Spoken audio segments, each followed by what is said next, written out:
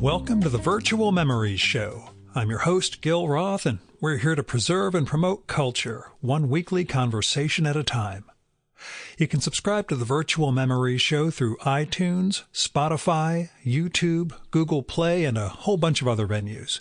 Just visit our sites, chimeraobscura.com/VM or vmspod.com to find more information, along with our RSS feed. And follow the show on Twitter and Instagram at VMSPod.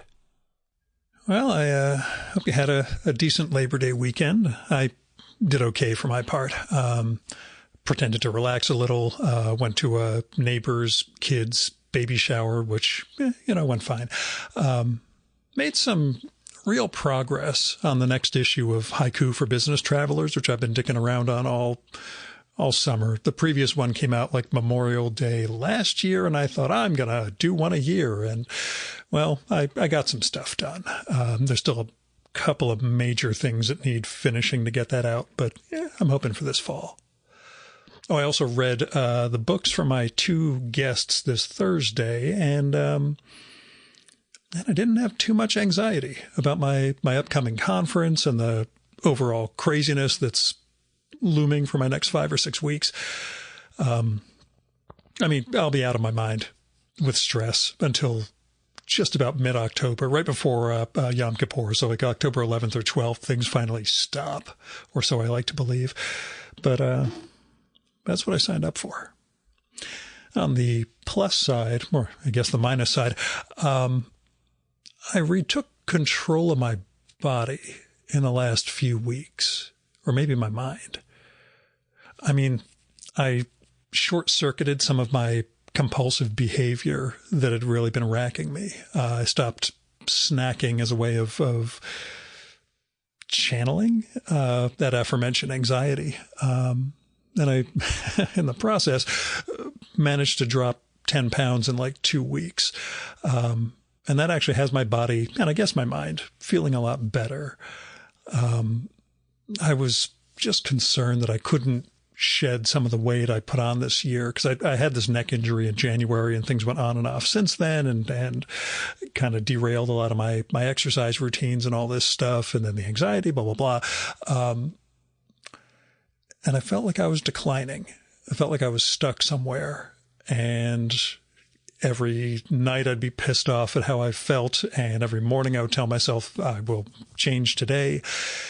And then something did change. I don't know exactly how or why, but I kind of forced it, and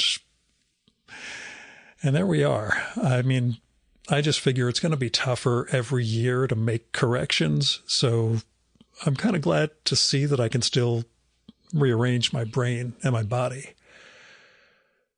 I worry about age in that respect, that inevitable decline. Although I am in better shape now than I was like 25 years ago. But, ostensibly I'm also wiser than I was back then through experience and contemplation. And I really think the dozen plus years I've spent making this show, just reading and learning from my guests, and, well, both what they have to say and what it means to listen to them. It's changed my life. And I think it's imparted some sort of wisdom. I'm not entirely sure, but that does get us to this week's show.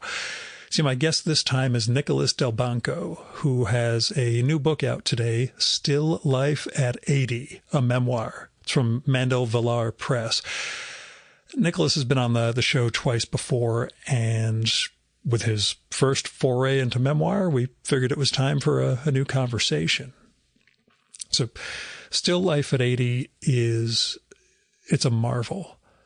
Nicholas uses these key places and objects and relationships in his life, and each of the stories he tells about them they weave together and bring us closer to his experience through time. And some of them are adapted from past essays, but they're honed and developed for this new purpose of showing us his process of becoming and what that looks like from the viewpoint of 80 years old. He just turned 82 about a week ago. Happy birthday. But I was just fascinated by the stories that continue to resonate for him, the moments that keep telling, and how he chose to tell them in this context. And there are stories of the writers in his life, and he's had this whole lifelong relationship with literature. And there's anecdotes with Updike and Baldwin and John Gardner and more. And those are filled with love. And there's no way to read those parts of the book without lamenting the writing culture of the past. We'll say it's recent-ish, but not recent enough. I mean, I do my best to try to invoke that world through this show and the conversations, but I know it's not the same. Not like when the words and the books really mattered. Anyway, it should go without saying. If you've read any of Nicholas's previous work, his books or his essays, Still Life at 80 is a beautifully written book. It just demonstrates utter control of the writing craft and tone throughout. For me, it's just a joy reading prose like this. The thing I'll say, what occurred to me when I was editing the episode, the book begins with a chapter that sort of recounts 7 homes Nicholas has lived in. And while it's engaging on its own and filled with humor and fondness and all these little details of these places we call home, which is so different from me, somebody who's lived in the same place almost my entire life, I think what he's really doing is welcoming us into the home he's made of language. And that the writing itself is the house that he's built and resides in. Still Life at 80, it beautifully captures a writer's life and the life of writers. So go get it, revel in the writing and the time gone by and all the literary stories and just the perspective that a man can bring to his life.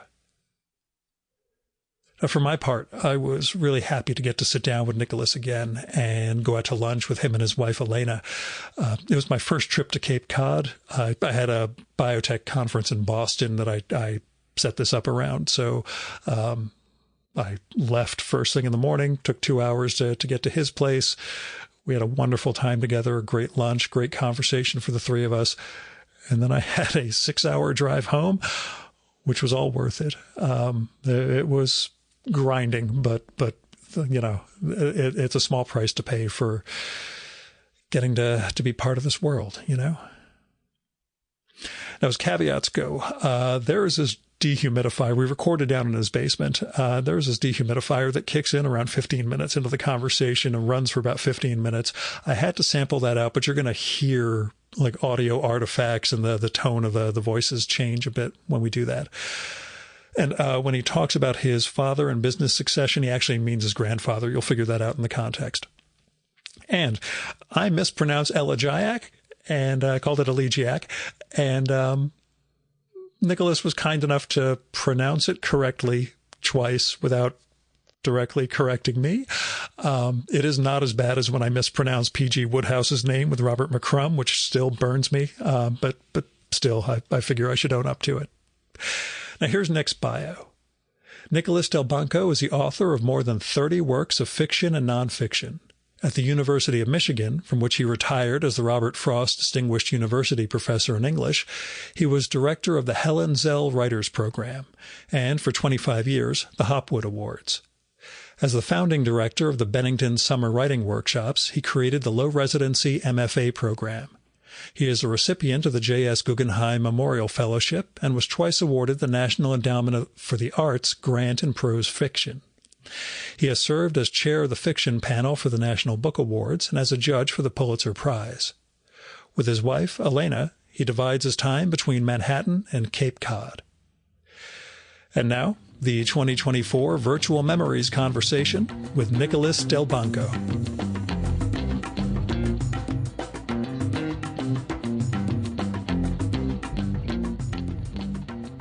So, tell me what you want to know. How'd this book take shape? You know, forgive me, I'm actually thinking. I do that to people. The shape itself was an issue with which I consciously grappled. It is, as you know, a three-part inquiry, and it is more carefully wrought than I hope appears on the first reading, but the shape is more of a mosaic than it is a chronological continuity. I should backtrack a little by saying that I had promised myself long ago that I would never write a memoir, as a friend describes it. And by and large, I have relatively little use for the kind of autobiography that begins, you know, I was born on such and such a day, my parents were, and our address was. And so there's nothing specifically chronological about it, or even on the face of things logical. It has more to do with matters that concerned or concern me, and therefore the larger answer to your question is that taking shape was an after-the-fact consideration. I didn't really know what I was doing. It began, and in fact we're in front of it, I think, with my rediscovering a long text that I had produced at the august age of 11 about the history of art. And I read it with incremental astonishment at the nature of this studious little boy who knew the difference between Jacob von Reustal and his teacher Meindert Hobbema. How that came about caused me to think. So that was the first thing I had, and indeed the first thing I published as what turned out to be an extract from the final text, but it was a 40-page disquisition on my life in art.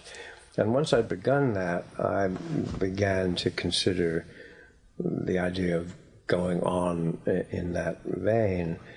And some of it is cobbled together, previous memories, previous essays even, so that after I was in it for a few months, I realized I probably had a book to hand,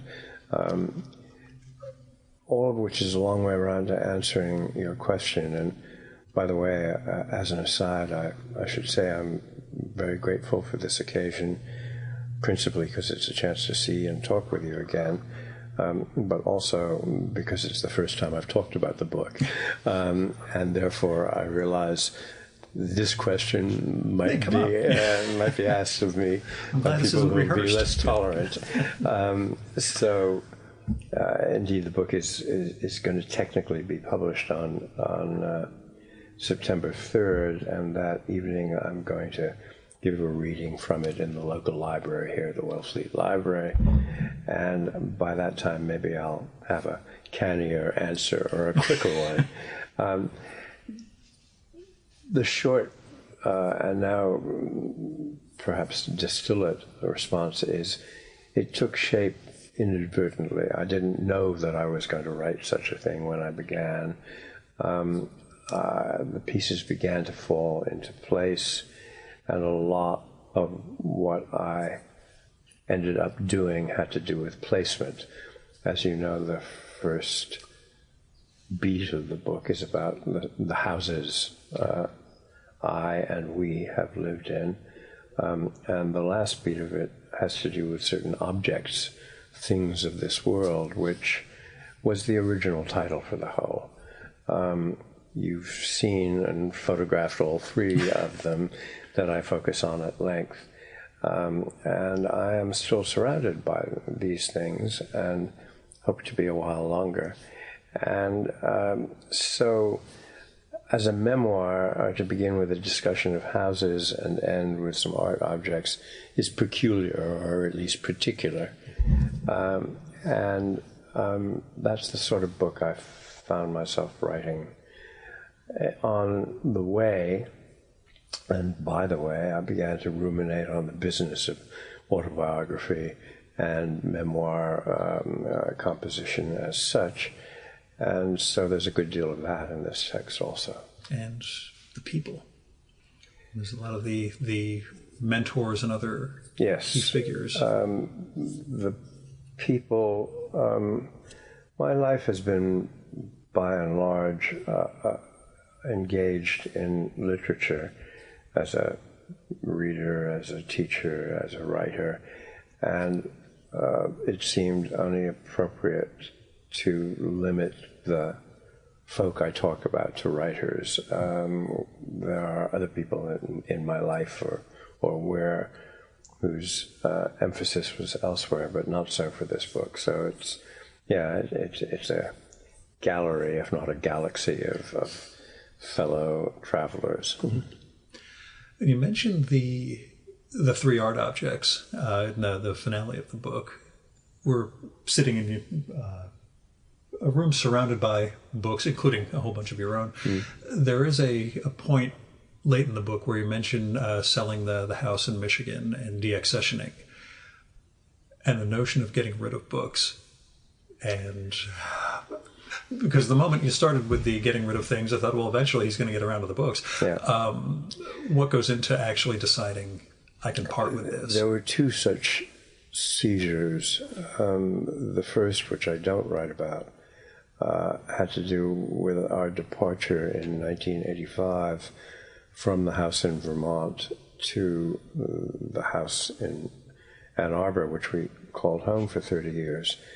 And early on, I had been, as many young writers are, busily accumulating books that mattered to me. We sold or gave away or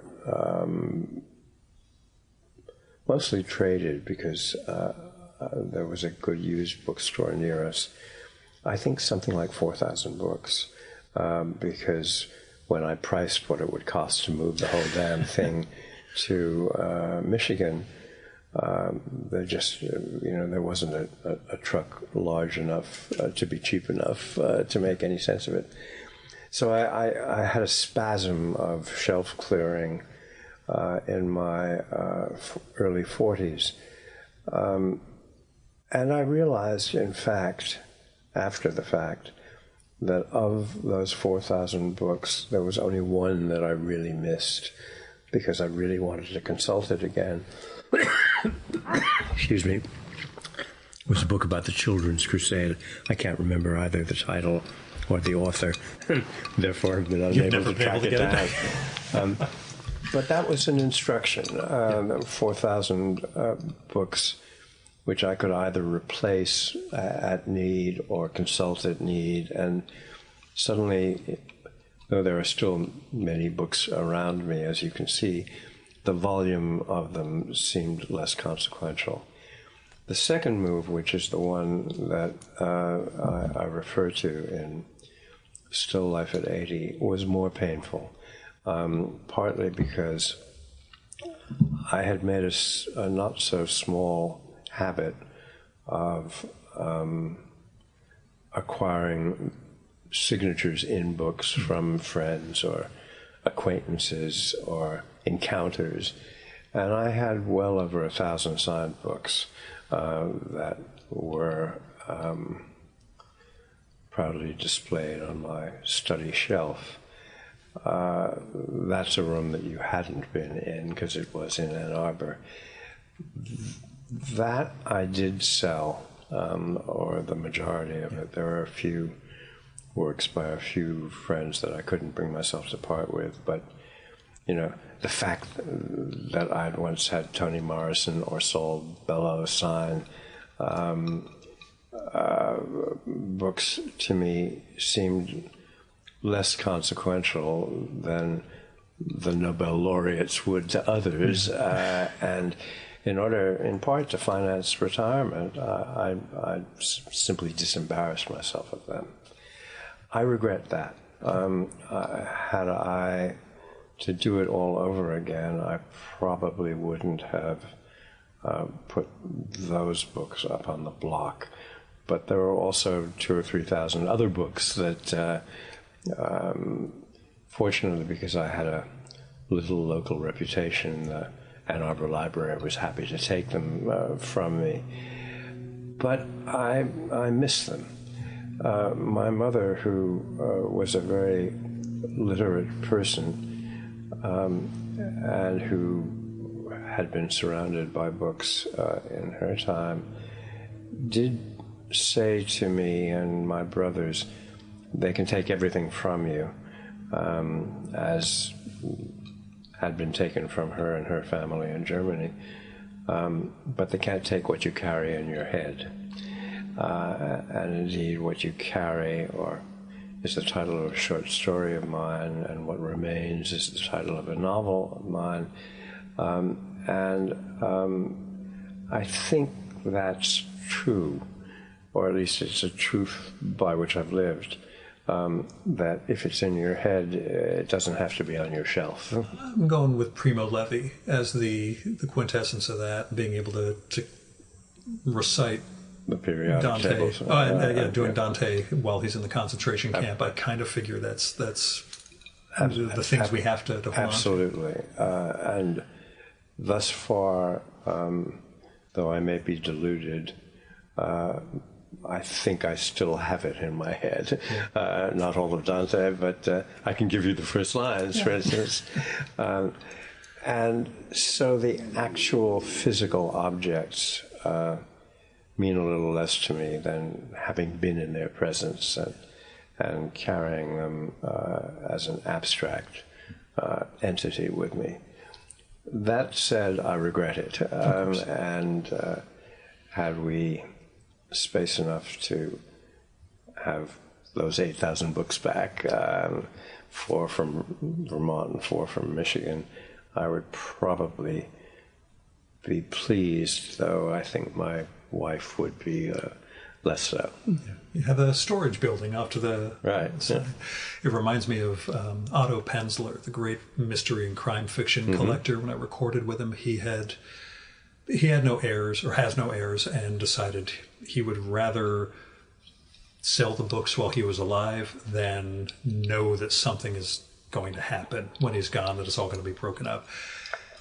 And so he had actually built a house in Connecticut solely to accommodate his collection, and it's now largely empty. And I asked tentatively, do you regret? He's like, oh no, I regretted it the moment I made the decision. I'm like, okay, so yeah, he's held on to a small amount, which is still probably more than our libraries combined. But there's a sense of, again, what we accumulate over the years and how easily that's demonstrated by books on a shelf, or art on the walls. But I guess it's an overarching question about the book and how it took shape is, what did you learn? And in the process of writing, in the process of I don't want to say, well, we'll say editing, putting the book together. It's a truism, and possibly correct, that we are our own worst critics and don't accurately assess what we produced. But what I think I learned, and what struck me after the fact rather than during the act of composition, was that the book is, and you can tell me whether you concur with this, essentially an act of gratitude or of pleased reminiscence. It's not a list of complaints or what might have beens or what I didn't achieve. It seems to me to be the record of a man who is grateful for having made it to 80 and with relatively few personal or private complaints. There are public ones scattered through the book, of course, as it's impossible to be a sentient human being in our time and not anxious or angry about what goes on elsewhere. Nonetheless, I think the book is a record of contentment rather than complaint. You mentioned at one point the realization, we'll say, that your mode is elegy. And I don't know how much of that threads through the entire body of your work, or whether you see that as something that progressed further along, and whether this is a sort of culmination of that elegiac mode. You are a close reader. This is my 32nd book. So I have to catch up, okay? And though I'm working at other and new stuff, it is a kind of recapitulation and reconsideration, so that elegy is almost inescapable.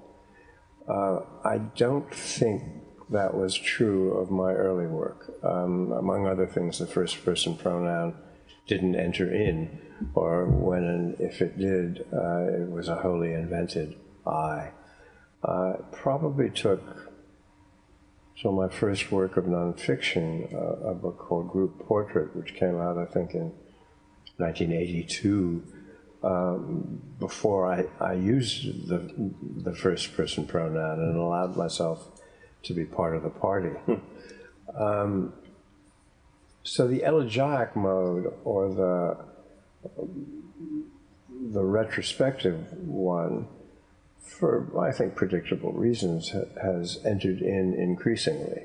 And now both my fiction and nonfiction partake of, either personal or public history, and what went on in the past. I can reconstruct the 1960s a lot more accurately, and I can report on the 2020s in terms of language. I mean, I was just with granddaughters, as I told you earlier, and for the piece of fiction I'm trying to compile, I wanted music to be an important component, and I don't really have any difficulty describing the work of Schubert or Mendelssohn. I mean, I may not do it well, but I know something about what I'm doing. I had no idea what singers and what songs are of the present moment, and my 14 and 16-year-olds, gave me names that I'm cheerfully oblivious of, but now you've got a... Right, and I'm checking on the spelling with them, but they don't signify... why am I saying this? The contemporary moment means less to me than the ones I've lived through, and by now, or the ones that antedated my life. Last weekend, after Jenna Rollins died, I went back and watched the movie that introduced me to her and Rilke and Satie, Another Woman by Woody Allen. And turning 50 is the great cataclysm back in 1987 or so. Right. And what it means, and how you look up at your life or look around and realize where you are and what you've done. And it put me in mind, I had just finished reading your book and thought, 50 used to be that moment. For me, 50 was life-changing, but by accident, not in any sort of, this is a milestone. Looking back at those other moments, those things you thought mattered once upon a time, and seeing that at... Well, Jenna Rollins, I mean, I think of her mostly as a figure in the work of Cassavetes. Yeah, everybody thinks about Cassavetes. I got introduced to Woody Allen because I'm right. an neurotic Jew from the Northeast. And for me, of course, who's slightly younger than she was, she represented beauty in full bloom and, sex barely disguised, smolderingly present on. Smoldering was exactly the word I was about to toss in. So she's a remarkable memory. I would have some trouble in terms of time-lapse photography with her present image, and haven't seen her, in actuality certainly, or on screen for a very long time. So for me, she's permanently young. Or not young, but mature in that way she incandescently was. That gap between promising and distinguished, as you put it in the book. Yes. I did publish my first book at the age of 23, and I'm now almost 60 years beyond that. And that's a longer span than most authors have. As I also say about the gap between being promising and being, quote, distinguished, end quote, the trick is only to navigate the 50 or so years in between, which is called one's productive life. And for your work, especially in the nonfiction books, which is when we first recorded back in 2017, I focused on lastingness and... Maybe the Art of Youth. The young authors who had died prematurely. When did that sense of time and stature and reputation first take hold in you? That attempt at understanding it and what it meant? How cognizant were you of it when you were starting out as a writer, I suppose? I've shown you the photograph of Max Eastman here, and I write about him in the present book. That's mostly a reprint of or a rephrasing of a much earlier reminiscence I wrote basically just after his death. Max Eastman, who was in his 80s when I was in my 20s, represented a kind of model for me of what lastingness might consist of. In his 20s and 30s, he was in effect a household name because his friends were, he was one of the co-editors, founders of a magazine called The Masses, which in the late teens and early 20s were crucial to the political scene. His friend John Reed was part of the 10 Days That Shook the World, to use his title, about the Russian Revolution. And so Max had a huge visibility in his childhood or youth. And by the time I knew him, he was kind of in exile, or at least retreat. I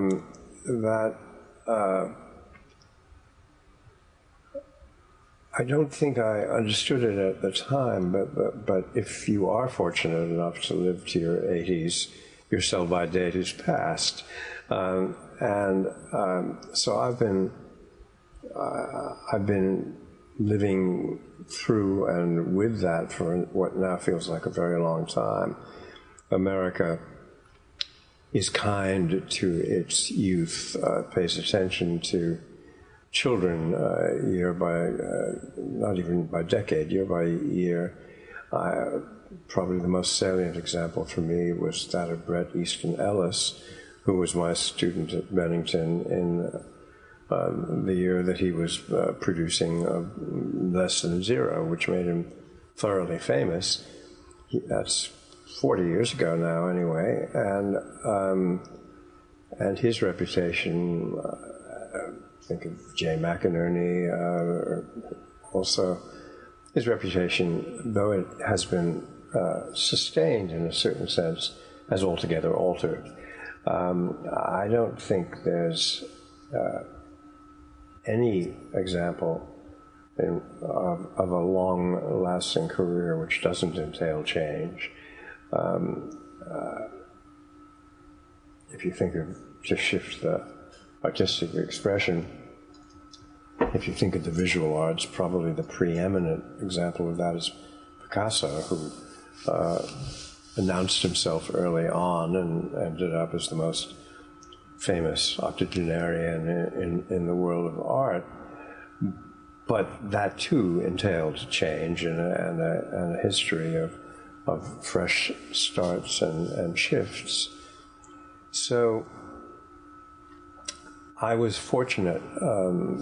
I think it's fair to say fortunate, in that in my early 20s my work was noticed, and my picture was in magazines, and they made a movie of my first novel, etc., etc.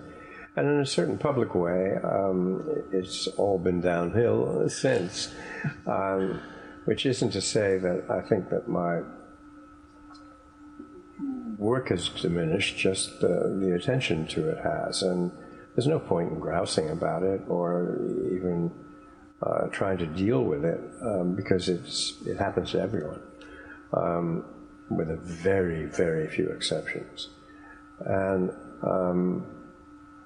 look at Alice Munro, for instance. When she died, she was at the absolute acme of respectful attention, and her career has altogether altered posthumously.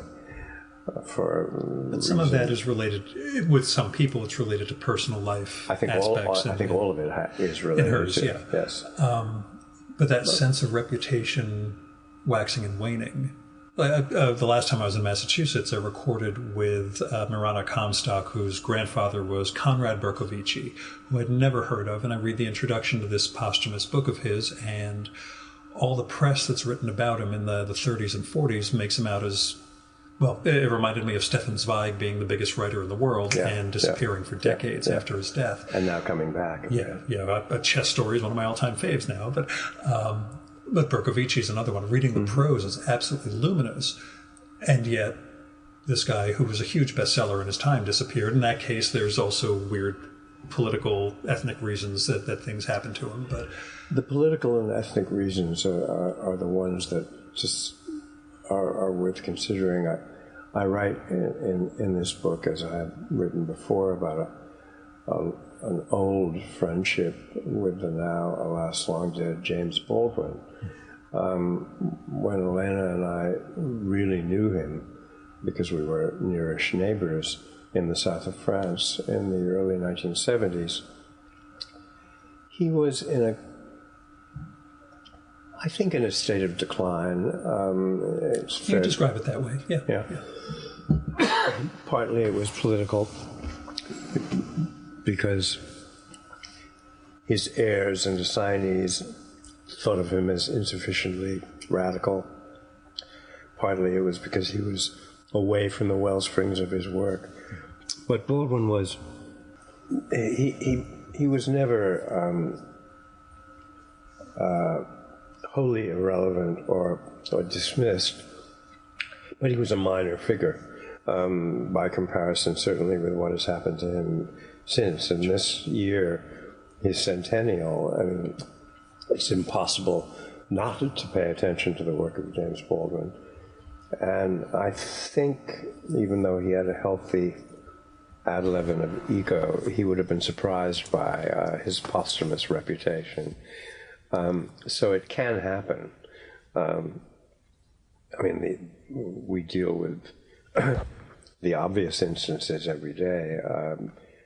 The only line that Keats wrote that's entirely wrong is the one that he used for his epitaph. Here lies one whose name is written in water.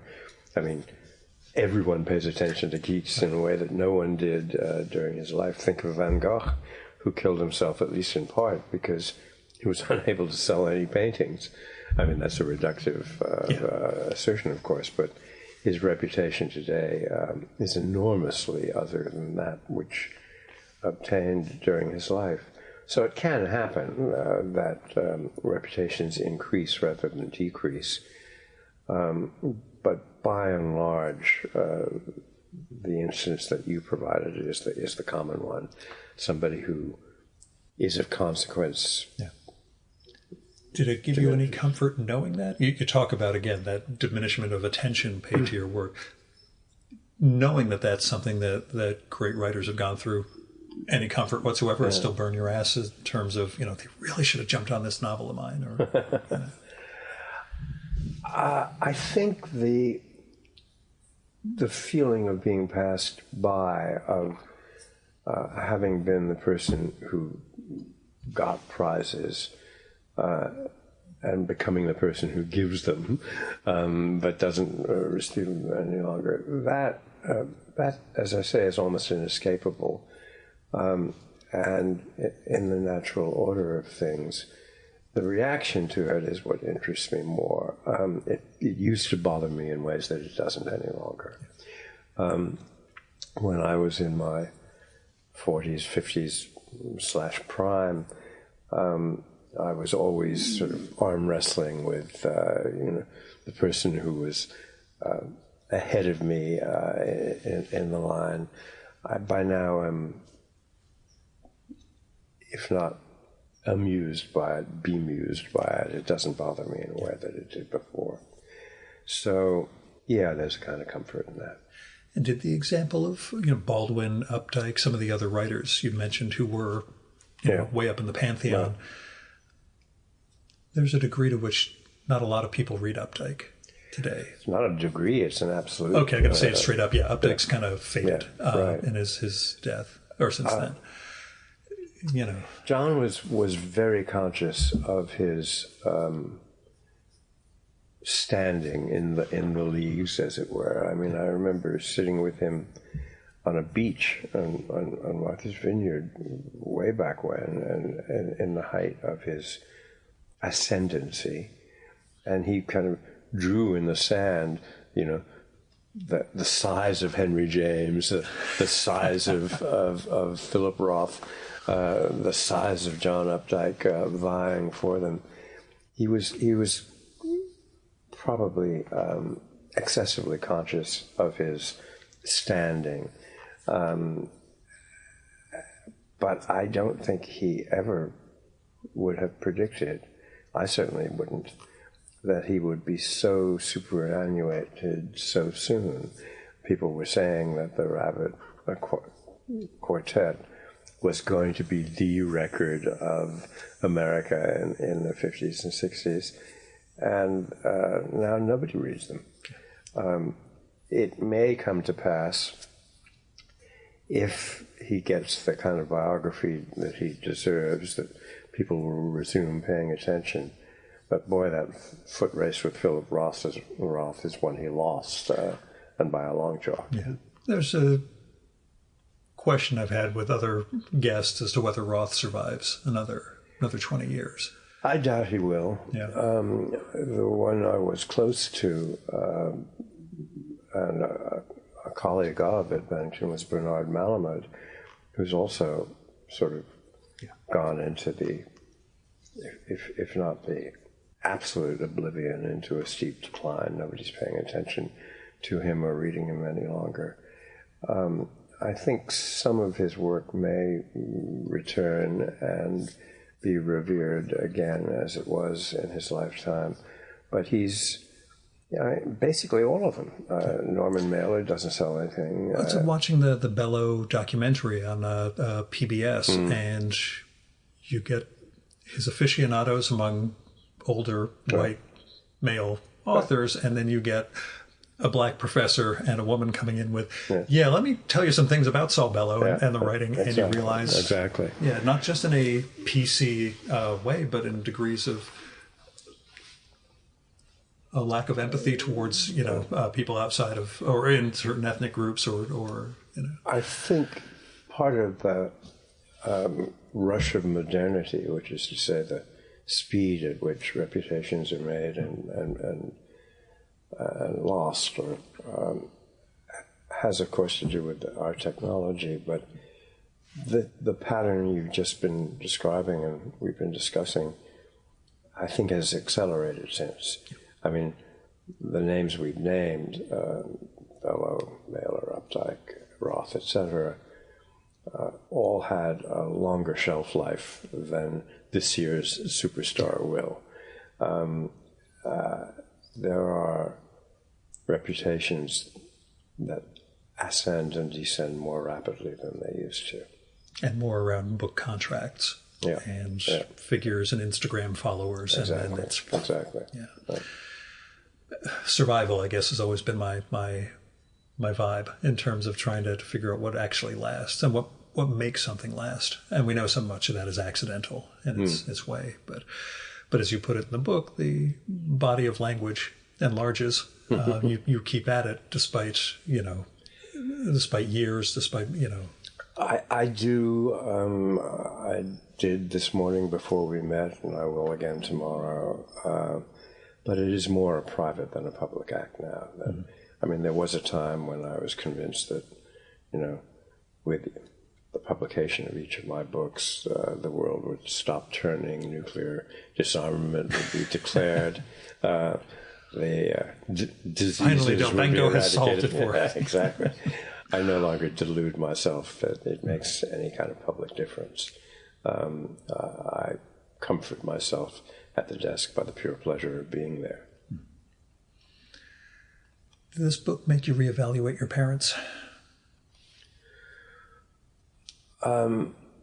Not really, because I didn't really write about them at length, or my brothers, or my other loves. I kind of left that off. You do include your father's momentary regret, or at least question of what he would have done had he become an artist. You really have read it closely. I think that is true. I look for regrets everywhere, so that jumped out. But yeah. My father is more a part of my consciousness than other family members in some important ways, because, among other things, I try not to look at myself in the mirror much anymore, but when I do, I see his face. And he died at 98 with the motto that a painting a day keeps the doctor away. And so I was quite conscious of him in his older age, and I can measure myself against it in a way that I can't in terms of my mother, who died what now seems young, at 61. But in some ways, he enabled my profession, because his own disappointment at not having been a professional artist kind of allowed him to encourage and even admire the fact that I was trying to become one. I didn't have to go into the family business or become a lawyer or a doctor or an Indian chief, whatever. He valued the arts from a respectful distance. And so when I entered the ranks of professional artistry, it pleased him rather than my ne'er-do-well son. Yeah, right. And seeing that face, but also seeing him, knowing he, again, made it to 98 in your own race as the years go by. Would he have gotten who you are now? Do you feel that's paralleling right along with the physiognomy? He was raised in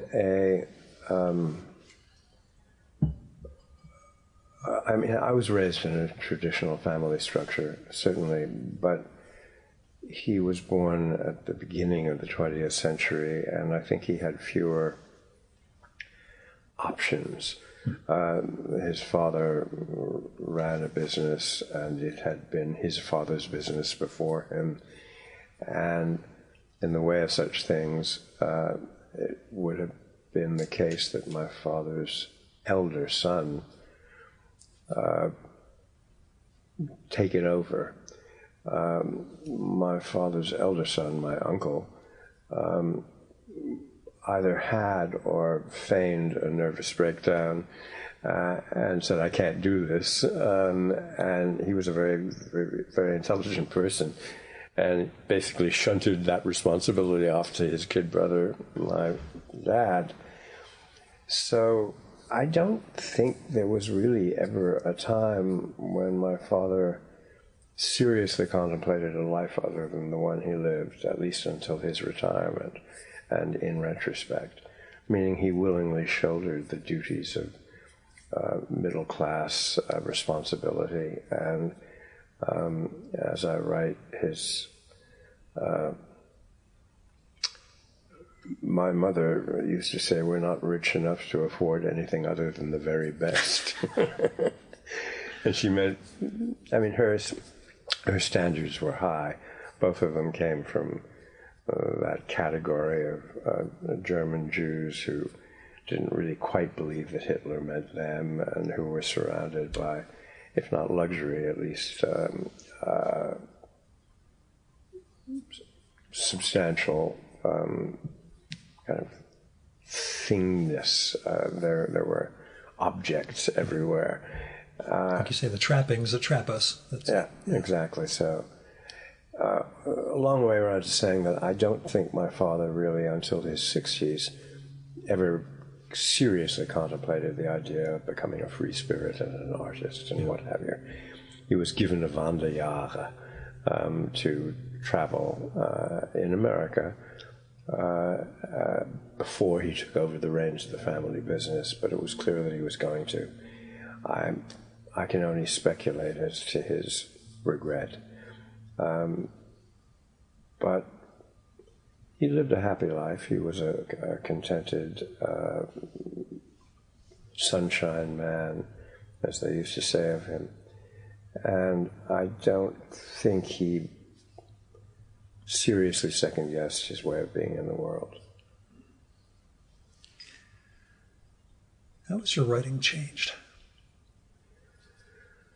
Some years ago, I republished a series of novels that I had written in the late 70s and early 80s that became the Sherbrooks trilogy.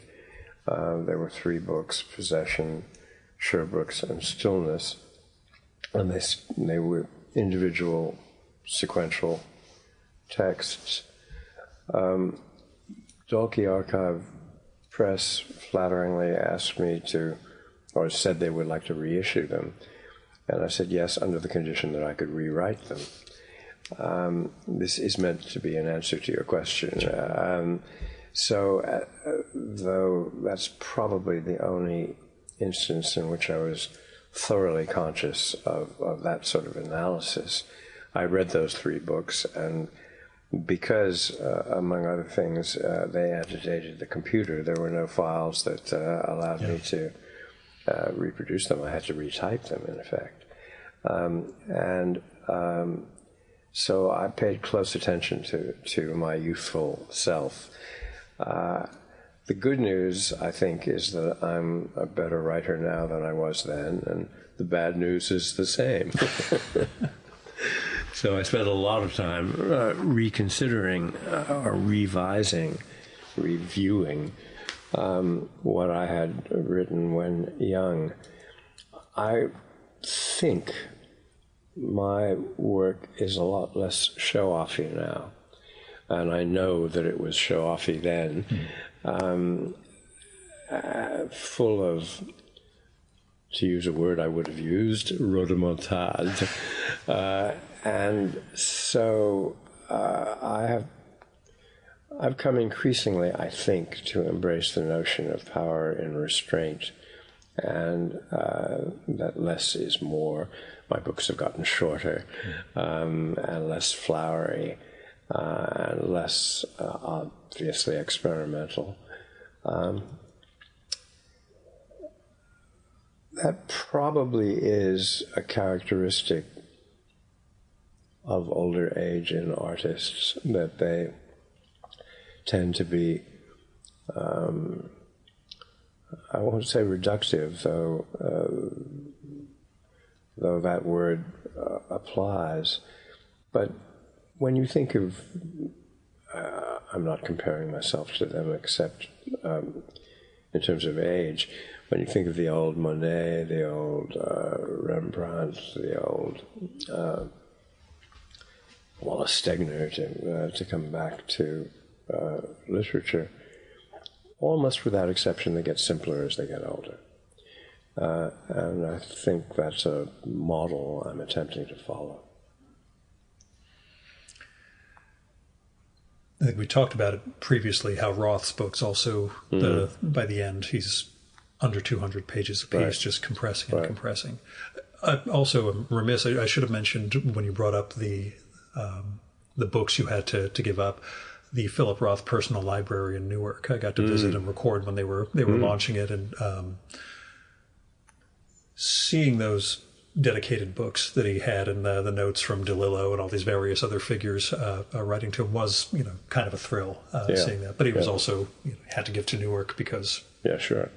He had the keys to the city. he owed that city everything, and it owed him a bunch. But when you mentioned, getting rid of so many books, I do have to ask I think David Lodge brought this one up in a novel. It was a weird incident where a character ends up humiliated for this. Great book that you haven't read that you're still thinking, oh, yeah, I should get to that before X. There are any number of them. I mean, I was a college professor and putatively learned, but the limits of my learning are achingly manifest to me. This is complicated in older age by the certainty that I've forgotten, no matter how good my memory, the essential thrust of many books that I did in fact read. There were some years in which I was a judge of things, meaning the National Book Award or the Pulitzer or the PEN Faulkner or what have you. And I would read in those years something like 300 to 500 works of fiction that came out each year. And each year I would know with total certainty that I wasn't going to encounter something the size of, say, War and Peace. But I have more and more told myself it makes sense to reread War and Peace, which in fact I did because it was translated. See back there on the shelf, the Pavir and Volokhonsky one. Yeah, exactly. You do notice. So between the books that I haven't read and the books that I haven't reread, there's a lifetime's worth of learning still that awaits me. I have about 5 books to read in the next couple of weeks, which I won't enumerate because it's embarrassing that I haven't read them yet. And I know beforehand that none of them are going to be, life-changing. Yeah. Whereas if I were to pick up Bleak House, it probably would be worth the weeks that it would take me to finish it. Actually, the book that I'm reading at the present moment, which is called Muse of Fire by the nonagenarian Michael Korda, is about poets in the First World War. He spends a little more time than he needs to, I think, on the personal charm and beauty of Rupert Brooke. But there are a couple that I have paid attention to, Robert Graves and Secret Sassoon, who really do repay attention. Wilfred Owen, who was essentially unimportant and unknown during his lifetime and is now crucial to our reconsideration of the First World War. And a couple that I really hadn't known worth mentioning, Alan Seeger, etc., Isaac Rosenfeld. And that's an interesting thing to me. It attaches to what we were discussing earlier, the rise and fall or the lastingness of reputation. Rupert Brooke was hugely important in England during his brief lifetime, and now has been reduced to a tagline, and everyone recites, to the degree that anyone recites, Wilfred Owen, who died more or less in total obscurity. So, going back to what was produced when is a question. The book by Robert Graves, to which I keep returning, has the marvelous title, Goodbye to All That. And he did turn his back on it, but he produced an enormous body of work. You've written poetry? Have I written poetry? Or poems, we'll put it that way. I think Clive James told me he prefers poems over poetry. I have. Only by accident? No, by intention. Early on, like any self-respecting undergraduate, I wanted to be either a poet or... a poet, folk singer, or movie star, I think you mentioned in the book. I did, in fact, write a novel called Consider Sappho Burning, in one of those early effusions to which I glancingly referred just now, in which my protagonist was a poet, and I allowed myself to produce her language with the certainty that it would be printed, which one wouldn't feel about one's poetry. I'll tell you, I've recorded with Jonathan Galassi a bunch of years ago, and he had a book where there was this great poet, and he wrote the poetry for this person. I'm like, how confident were you about that, Jonathan? Because, you're kind of, this piece has to be something that is meaningful enough that it's, it stands in for something world-changing, and, you're kind of taking that on yourself. But anyway, go on. I think Maggie Drabble's sister, who just died. Byatt? Yes, A.S. Byatt. In the novel Possession, she allowed herself to compose the poetry of the dead figure there. So I wrote some poems there, and I wrote, or tried to write, a novel recently, discarded it relatively early on, in which, and it became a short story where there was poetry in it. Long way around saying, yes, I think anyone who's serious about language must revere the work of poetry, but it is brutally difficult to produce in any meaningful manner. As a child, I wrote lots of doggerel. Then I tried to write, romantic verse. I don't think I had the ability to dissever the private effusions from the public result, and so poetry didn't present itself to me as a real way of being a writer. But I do revere the work of poets, and some actual ones. You mentioned a book failing and becoming a short story. What's that moment when you realize something doesn't work?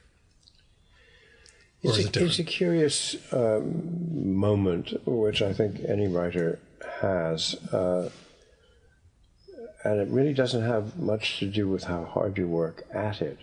Sometimes you just know you're on, and you're hitting on all eights, and everything is lying down affably on the page and saying, don't change a word. And there are other times when you recognize that what you're doing is merely, or at its best, dutiful, and that it's dead in the water.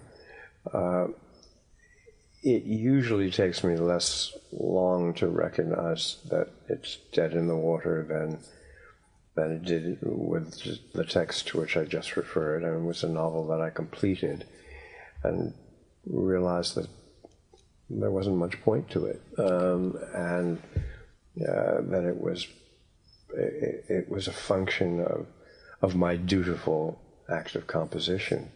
There's a wonderful story about that told by, I think it was Sir Edward Garnett, who was the dutiful kind of writer I've just been describing, and who's most famous still for The Lady and the Fox. He was writing it, 500 words a day, and there wasn't anything actually there except the duty I've just been discussing. And one day, for reasons that he was never able to identify afterwards, he woke up, maybe it had been the pleasures of the night before, or the after effects of the meal, or the slant of sun, and he sat down at his usual place on a table under an oak tree in the garden, and he just wrote and wrote and wrote, working his way through pencil and pen and sheets of foolscap, and for, I think, 18 hours uninterruptedly. And he had broken the back of the book. He'd written maybe 40,000 words, which is an unthinkable amount, and went to sleep for a very long time, woke up and went 500 words at a time towards the dutifulness, the completion. And what's interesting about it is that when he showed the manuscript to friends, they couldn't tell what was the actual ecstasy versus the right, wow. The duty as opposed to the delirium. And I think that most of us can recognize when we've been in that condition of amazingly fortunate eloquence, or just inside the work and happy with it and not needing to do much to it except minor tweaking and cosmetics. And when, per contra, we are just sort of putting in our time. So I put in my time on a book, which was a mistake from the beginning to the end. Again, you recognized it as opposed to trying to inflict it on a publisher. So right. that's Of course, it helped that no publishers wanted it. Yes, that'll be one of those. I never know how much. I hate salability, but how much the market matters when you're in the moment of actually writing something. Right. It doesn't, or at least it doesn't for me. I think probably there are successful authors who are successful precisely because it does matter, and who know. But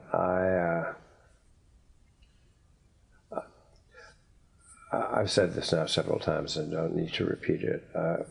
Of late, and perhaps of necessity, I've come to find myself more compelled by what I'm doing in a private sense than in a public. So let me ask, there's two questions left, at least on the sheet, which I'm sure will take us a while to meander through. But there was a phrase you used in the book, the fleeting feeling of insufficient accomplishment, that meant one thing to me, and I think something else to you, as you expand on it. Can you talk a little about what that phenomenon or feeling is? You write about my sense of abject failure? Yeah, all the time. You do. And it's, I can't imagine that there's any author who isn't visited by that feeling. I think I, by now, can take a pretty accurate reading of what I have done and what I've failed to do. And by and large, at least in terms of the more recent books, I'm content with what I've done. And I don't mean this to be falsely modest. It is fair to say that it's a minor achievement. I mean, Tolstoy and Balzac and Dickens, I ain't. And there's no point pretending otherwise. More and more I measure success in terms of the distance between intention and execution. If you come as close as you can humanly to that which you attempted, you can rest content with it. If you've fallen far short, you shouldn't rest content with it, and you should perhaps scrap it. The fleeting feeling of insufficient accomplishment, when I am recognized in the grocery store, or if I'm paying a bill, it's usually because somebody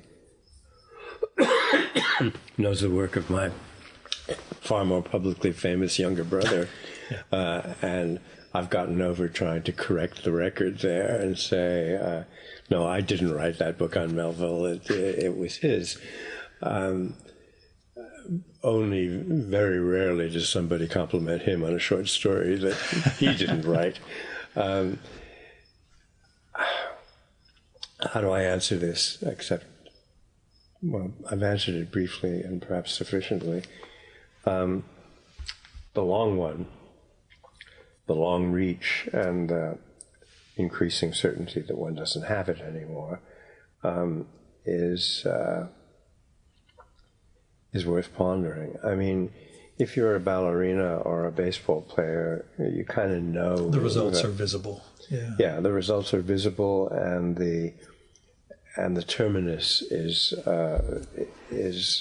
manifest relatively early on. I mean, there aren't any great baseball players at 60, and there is nobody who begins to dance at 50 who will establish a reputation. We can delude ourselves as artists that we continue to grow as we continue to age. But I'm not so self-deluded as to think that my work will displace the work of the names we've named. Yeah. So along those same lines, there's a moment in the book where you're looking at funeral plots, and they offer to bury you next to Edmund Wilson, who's on the shelf over here. Right. I want to make sure at least there was one piece of his, so it wasn't a sign of disrespect. You choose not to. Sorry, go on. I must correct that. We're looking at funeral plots for Elena's parents. That's right. And her father, as you know, was in fact a famous cellist, and indeed quite famous in our little local town, because he brought young cellists from all over the world to study with him.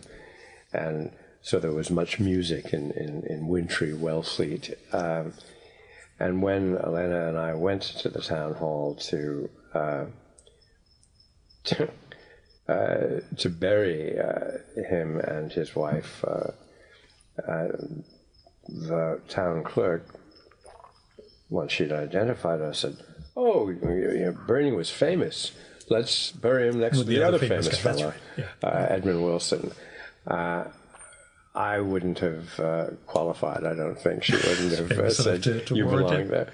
But anyway, we said they may have known each other a little in life, but not so much that, what's that line from Marvel? The graves are fine in private place, but none, I think, do their embrace. Greenhouse and Wilson weren't predisposed to embracing underground, so since they hadn't above ground. So we found someplace else. If you were to be buried, if you and Elena were to be buried near an author from the past, or artist? Not necessarily Wellfleet, but anybody you'd want to be neighbors with for Trinity? We have actually Selected. more or less agreed that we will join that now purchased family plot. So I know that the closest I'm going to come to another artist other than my wife underground will be, in fact, my father-in-law. But who do I think of as eternally worth paying attention to in terms of epitaphs? Yeats is very good at having composed his own epitaph, which was the last couplet from, or quatrain from Under Ben Bulben, which may have been his last poem. Cast a cold eye on life, on death, horsemen pass by. Not bad to want a line near to the other epitaph that I quoted to you in this increasingly elegiac conversation. Here lies one whose name is written water. I wouldn't mind Johnny Keats for a neighbor. For a neighbor. But interesting, isn't it, that I've come up with a couple of poets. John Donne wrote, John Donne and Donne undone.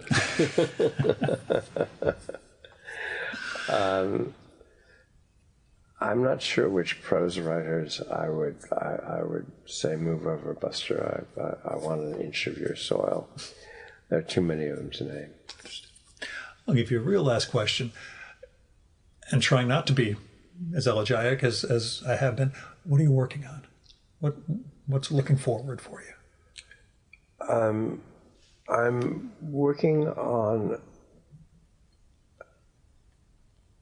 a novel. Well, first of all, I've got a couple of projects that I hope will come to public fruition that are more or less finished. I do, in theory, have a book coming out next year that will be the collected stories of Nicholas Delbanco. I published a couple of volumes of them way back when, and have been dutifully accumulating some since, one of which has a lot of poetry in it. And I think it's fair to say, though I'll believe it when it happens, that Dalkey Archive Press is going to... I seem to remember seeing a listing for that. I can't remember. Yeah, I mean, their intentions are good, and there is a contract, but I will believe it when it comes to pass. For the 3 volumes in one of short stories, I also have a novel that I love and have been unsuccessfully able, or trying unsuccessfully to flog.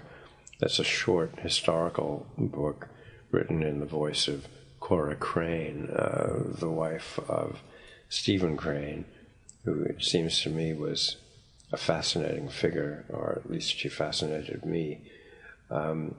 She was the first female war correspondent with him. He met her when she was the madam of a whorehouse in Jacksonville. She was married 6 or 7 times, some once or twice concurrently. But I think it's fair to say that he was the love of her life, and his was very short. So I've written a book called The Work of Love, which I hope will see the light of day. What I'm working on, I think I'm going to fall back on that time-worn trick of the novelist saying, I'm not quite ready to discuss no it jinxing, yet. but at least you're looking forward. But I'm working on a novel that pleases me at the moment, and when I see you next, we will discuss it. Looking forward to it. Right. Nicholas, thanks so much for coming back on. What a pleasure to be with and to see you again.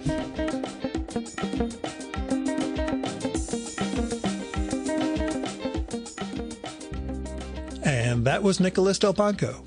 Go get Still Life at 80, a memoir, out now from Mandel Villar Press.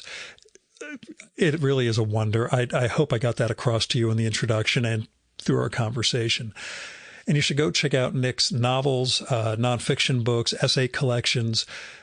He's an absolute treasure of a writer, and it was awfully fun to see him tackle the memoir or meme-wire in this context. Now, his website is nicholasdelbanco.com, but that doesn't look to have been updated for a while. He does not post on social media, which, as we all know, is for the best, but I'll have a link to his website and his books in the show and episode notes for this one.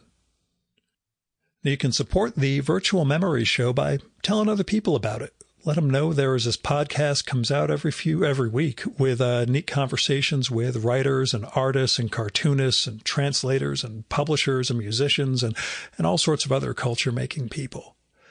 You can also help out the show by telling me what you like and don't like about it, or who you'd like to hear me record with, or what movie or TV show or book or piece of music or theater or art exhibition, whatever you think I should turn listeners on to. You can do that by sending me an email, sending me a postcard or a letter. I put my mailing address in the bottom of the newsletter that I send out twice a week, which you should sign up for. Or you can leave a message on my Google Voice number. And that's 973-869-9659. That goes directly to voicemail, so you don't have to worry about getting stuck in an awkward conversation with me. And messages can be up to 3 minutes long. So you go longer than that, it'll cut you off. Just call back and leave another message. And let me know if it'd be okay to include your message in an upcoming episode of the show. You might have something interesting to share with listeners, but I'd never run something like that without the speaker's permission, so, let me know. Now, if you got money to spare, don't give it to me. I mean, I'm going to ask you for money when I do a Kickstarter for the book that I'm making at the end of 2024 about my 2024 podcast experiences and Instax photos, but that's coming later. For now, give to other people and institutions in need. With people, you can go through like Kickstarter, GoFundMe, Indiegogo, Patreon, Crowdfunder, things like that, where you can find people who need help paying medical bills, making rent, veterinary bills, car payments, getting an artistic project going. They might be caught in some tough circumstances, and just a few dollars from you might make a real difference in their lives. So, help out where you can. With institutions, I give to my local food bank and World Central Kitchen every month. I make targeted election contributions, but I'm a lobbyist, so that's part of my gig. But you can give to Planned Parenthood and Women's Choice and Freedom Funds, and there are all sorts of other funds that are out there trying to help us make a better world. So, I hope you will. Our music for this episode is Fella by Hal Mayforth, used with permission from the artist. You should visit my archives to check out my episode with Hal from the summer of 2018 and learn more about his art and painting. And you can listen to his music at soundcloud.com/Mayforth. And that's MAY4TH. And that's it for this week's episode of the Virtual Memories Show. Thanks so much for listening. We'll be back next week with another great conversation. You can subscribe to the Virtual Memories Show and download past episodes at the iTunes Store. You can also find all our episodes and get on our email list at either of our websites, vmspod.com or chimeraobscura.com/VM. You can also follow the Virtual Memories Show on Twitter and Instagram at vmspod, at virtualmemoriespodcast.tumblr.com, and on YouTube, Spotify, and TuneIn.com by searching for Virtual Memories Show. And if you like this podcast, please tell your pals, talk it up on social media, and go to iTunes, look up the Virtual Memories Show, and leave a rating and maybe a review for us. It all goes to helping us build a bigger audience. Now, you've been listening to the Virtual Memories Show. I'm your host, Gil Roth. Keep reading, keep making art, and keep the conversation going.